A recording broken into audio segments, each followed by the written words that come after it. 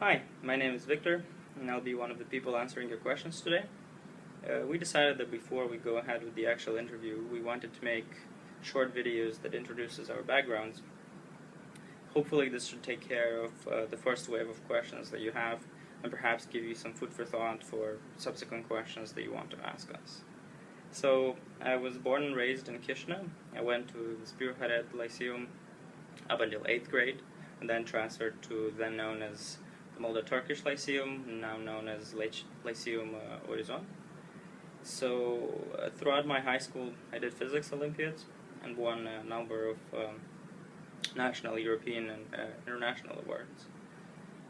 When I was in 9th grade and Eugenio was in 12th grade, I learned that he got accepted to Caltech, or otherwise known as California Institute of Technology. At the time I wasn't really aware how big of an accomplishment that was, but as I grew older and I was finding out how more people from our lyceum were getting into top tier schools, I started thinking about that as well.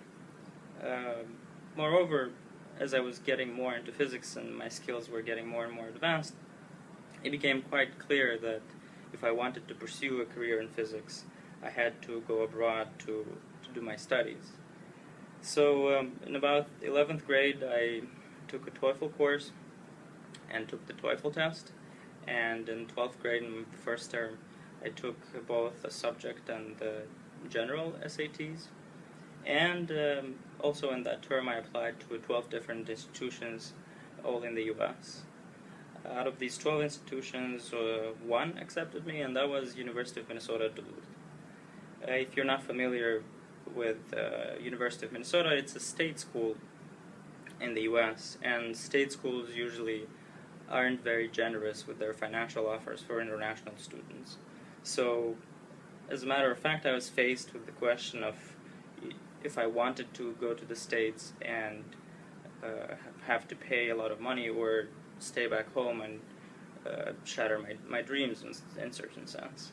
So I decided that I would go to University of Minnesota despite the large fee, and that I'd find some way to either work or take a loan and pay off.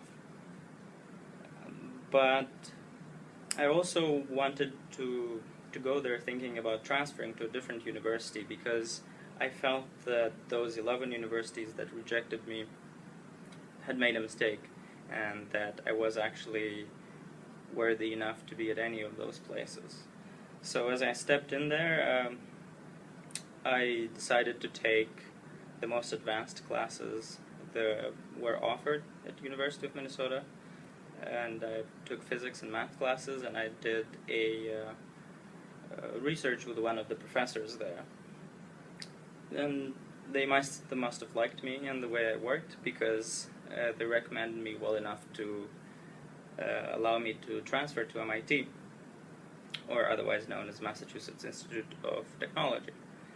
I did my past 3 years here at MIT doing physics as well, and in the last year I decided that I wanted to pursue a career in physics, and for that I wanted to get a PhD.